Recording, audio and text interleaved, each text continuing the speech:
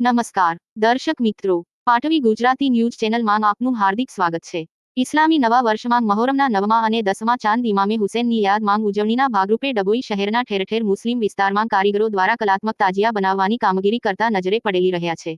આગામી સમય દરમિયાન મહોરમના 9મા ચાંદ કતલની રાતે અને 10મા ચાંદ વિસર્જનના દિવસે શહેરમાં આશરે 10 ઉપરાંત વિવિધ મુસ્લિમ વિસ્તારમાંથી તાજિયા જુલુસ કાઢવામાં આવે છે। આ માટેની તડામાર તૈયારીઓ શરૂ કરવામાં આવી છે। ડભોઈના વિવિધ વિસ્તારોમાં પાણીની પરબો શરબતનું વિતરણ છબીલો બનાવવામાં આવી રહી છે અને અલગ અલગ જગ્યાએ તાજિયાનું પણ બનાવવાની કામગીરી ચાલુ થઈ ગઈ છે।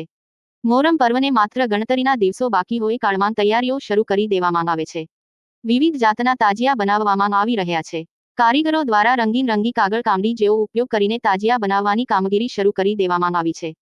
રિપોર્ટર બિલાલ બુરાવાલા।